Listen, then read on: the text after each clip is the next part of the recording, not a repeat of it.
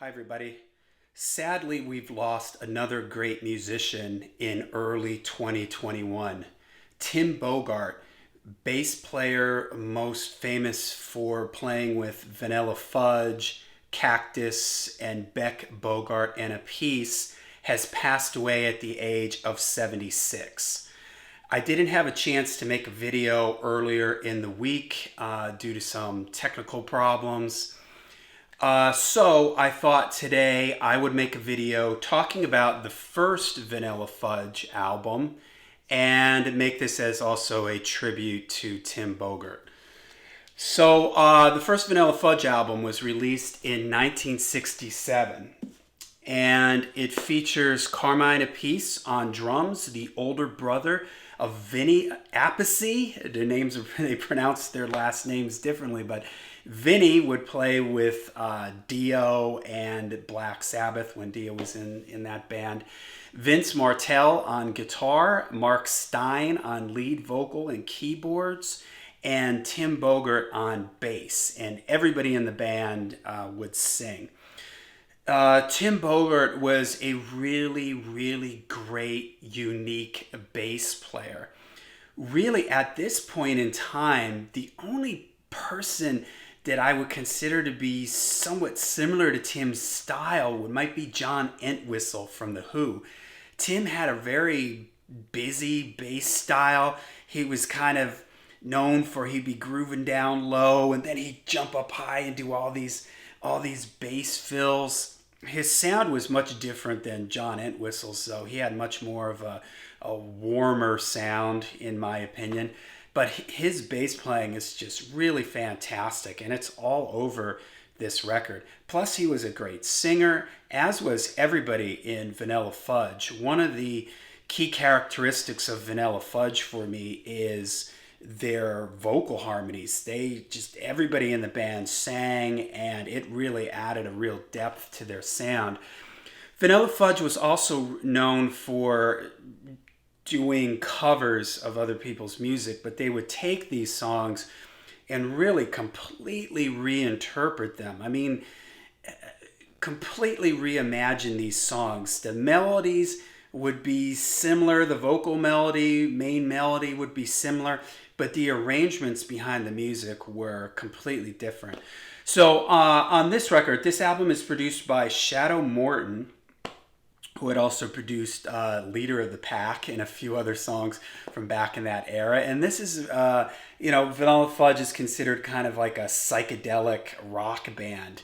And I would say more of a heavy rock band because this sound, the take that they do on these covers, there's not a lot of guitar on this album. You don't really hear the guitar much. The organ and this keyboard is really what carries the bulk of the sound here. So you got these big, heavy keyboards. You've got all the vocals, the really great lead vocals from Mark Stein, and then Tim Bogart's bass, where he's just sort of playing all around all this stuff, down playing low with the rhythm, and then throwing in all these really great bass fills up high.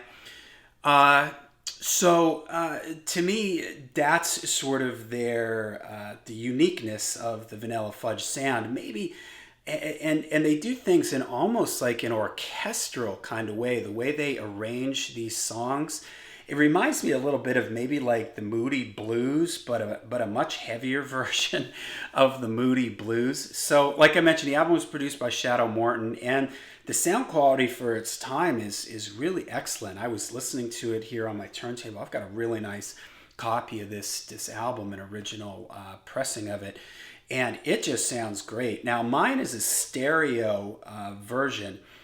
When I was listening to it on Spotify, it was a mono version, and although it sounded pretty good, when I came in and started listening to the vinyl, I was like, wow, it just really opened it up here with the stereo version. There's tons of low end on this recording. I mean, not only from the bass from Tim Bogert, but just the recording in general. And it's another thing that Vanilla Fudge does really well is that they're a very, very dynamic band. Like they'll play really, really quiet and then they just build up into these big crescendos. And Carmine does this a lot, where he does these like big fills, like just boom, where he'll start off real quiet and then these big cymbal crashes. And I can picture my head, Carmine had that trademark thing where he would hit the cymbal and sort of throw his arm over top of the cymbal to choke the cymbal, and that's kind of all over this record. And big like keyboard swells, the keyboard will build up into this really big sound, or the song will start really quietly. They do that a lot with a lot of the songs on here. So they're all cover songs, except there's 3 short instrumentals called The Illusions of My Childhood. Just like 20, 30-second instrumentals on the second side of this record that go between a few of the songs, kind of like segues almost. They cover 2 Beatles songs on this. The album opens with Ticket to Ride, and it ends with Eleanor Rigby. Another really fun thing about this record is it starts off with a spoken voice, and it is taken from, and people may not realize this, side 1 starts and ends with this spoken voice that says, "This is the sound of something, blah, blah, blah, blah." And the record ends with, "The following is a series of," side 1 ends with, "The following is a series of high-frequency tones," and it does these couple of quick notes. And what that's from is that's from what's called a vinyl test record, and I actually have one of those. And when I first put this album on to get ready for this, I thought, I went over and looked at the record because I thought, is this my test record? Because what a test record is it's all these different tracks that give you like white noise so you can test, okay, is your right and left speaker hooked up properly? It's got these tones to test your cartridge and to help set up your turntable. So it's that's what that is, and that's what those spoken word things are at the beginning and end of side 1. So like I mentioned, Ticket to Ride, Eleanor Rigby, the 2 Beatles covers, and these are 2 of my favorites here on this record. They slow it down, they make it much more dramatic, they add all these extra like dramatic vocal harmonies to it. Eleanor Rigby is especially really cool. It starts off real kind of free form, and it just builds, it gives it a real moody, a kind of atmospheric vibe to it. Just really, really cool. It's a really creative how they take the song and they just add like a totally different arrangement and feel to it. I mean, Eleanor Rigby is a kind of a moody song, but this really takes it with the organ and the way they slow it down, and even Ticket to Ride, it builds really big. I think it's today. There's all these background vocals. It's really awesome. Then they do, on side 1, the second track is People Get Ready, which is like a blues kind of blues song. And this has like all the background vocals. It sounds like a gospel choir. I don't know if they overdubbed a bunch of vocals. I mean, back then in 1967, this isn't like in the 70s with Queen and Bohemian Rhapsody, where they had as many tracks in the studio as they wanted. Here, I have a feeling they just sang all this. And it sounds awesome. Like I said, it sounds like a gospel choir. And it's even got the vocals are real kind of gospel-y, bluesy vocals. And, I mentioned earlier Mark Stein. He has a great dramatic voice. He can sing really quiet, and then he can really belt. Really awesome.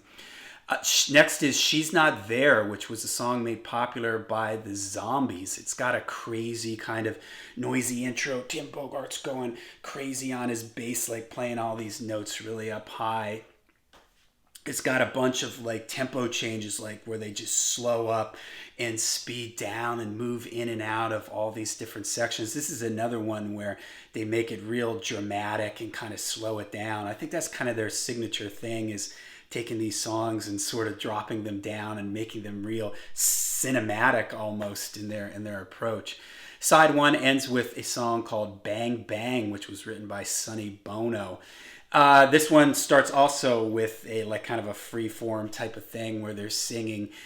You hear them singing "Ring Around the Rosie," and then the song just again this trademark of this album just shifting around and moving through these different moods and these different dynamics. Carmine Appice, his drumming on this is just great. He's in a lot of ways a peer of like John Bonham, and for me he's from that same school. He's a heavy hitter, he's got a really good groove to him, he's got all these big like tom fills and everything. And since it is a recording from 1967, it's not as like upfront as a more modern recording. Everything has kind of a real kind of live, a little bit of a distancy, I don't want to say echoey, but I read up on the album a little bit before this, and it didn't say anything, but to me, I wouldn't be surprised if they just set up in like a hall somewhere and basically recorded this live, because that's kind of what it sounds like. There's a lot of air and room around the instruments. It feels like you can kind of feel the sound bouncing around a little bit if you were in like a hall with wooden floors and stuff like that. So then side two, it has the illusions of my childhood, starts with that. And then You Keep Me Hanging On, which is probably the song that Vanilla Fudge is most known for. And this was made popular by the Supremes. And again, this is another one where they make it so dramatic with all these background vocals and the big swells from the organ and everything, and the emotional, dramatic lead vocal delivery. It's really cool the way they play with dynamics and building the songs up and down with the instruments. They either use the instruments to make everything real dramatic, or they use the vocals to really like punch things. Just the vocals come in and they just sort of take it to another level. And Tim Bogert, his bass playing, he'll either be playing really simple and in the pocket, and then he'll start getting busier as the song gets more dramatic. Then you've got Illusions of My Childhood, again, another interlude, and it leads into Take Me for a Little While. This was done by Evie Sands. I wasn't familiar with the song before this, and it has a real kind of Motown vibe to it, but again, they sort of slow it down and make it a little bit more dramatic, and the background vocals have a real kind of Motown-y feel to them. And then the album ends with Eleanor Rigby, which I talked about earlier, which is a really long version and just almost cinematic and orchestral, the way it moves and builds, and it's really incredible how much sound the band makes. You would almost think that there was a lot more people in the band, but they do a really excellent job of just building in a sound. And again, there really isn't a lot of guitar on this record. I don't really hear much guitar. It's mostly, to me, the keyboards that are carrying the weight of this, the keyboards and the bass and the drums. So all right, there you go. Vanilla Fudge, their first self-titled album. And this video, as I'm making it, as also a tribute to Tim Bogert. Vanilla Fudge would go on to release 3 or 4 more records after this, where they would do some more of their own music, but that covering other people's music was kind of a signature for Vanilla Fudge. But I also wanted to mention, since this is also a tribute to Tim Bogert, I do have 2 other albums that Tim played on that I wanted to highlight here. Jeff Beck, Tim Bogert, and Carmine Appice. Beck, Bogert, and Appice. This is a really awesome jamming record, almost like fusion-y at times. Superstition, Lady. There's just some awesome jamming on here. And Tim Bogert's bass just sounds amazing. He's got like kind of a distorted sound to his bass and almost playing like a lead bass. You can see him on the back here with his precision. I got turned on to Tim Bogert's bass playing from Billy Sheehan, who Billy Sheehan always cited Tim Bogert as one of his biggest influences. And Billy, who's a guy who, he's the Eddie Van Halen of the electric bass. It's hard to to really pinpoint. Billy's sound is so unique, but I do hear, when I hear Tim Bogert play, I hear where Billy Sheehan got a lot of his influence from tone and that sort of like lead bass style, that really aggressive style of bass playing. And Tim Bogert is just all over this record. This is just a great record, man. Carmine Appice, Jeff Beck. I mean, gosh, it's just fantastic. And then I also have here a Cactus record. That also Carmine Appice, also in this band, and Carmine and Tim were like just an awesome rhythm section together. And this is more of like a blues, kind of down and dirty blues thing, kind of jammy blues, but it's got a Parchment Farm, just a lot of great jamming on this record. Tim Bogert is also all over this. So, all right, there you go. Let me know in the comments what you guys think of your thoughts on Vanilla Fudge in their first album, and also on Tim Bogert. Just an absolutely amazing bass player. And sadly, he doesn't get mentioned a lot. When people think of great bass players from the late 60s and 70s, John Entwistle, Geddy Lee, Chris Squire, Jack Bruce gets mentioned. And to those who know, bass players, and those who have the discerning ears and listen to this stuff, they know what a great bass player Tim Bogert was. But he unfortunately flew a little bit under the radar, and I think didn't get quite the accolades that he deserves, because he's just a fantastic, really innovative, unique bass player. So, all right, let me know in the comments. This video, again, was a tribute here for Tim Bogert. So, Tim Bogert, rest in peace.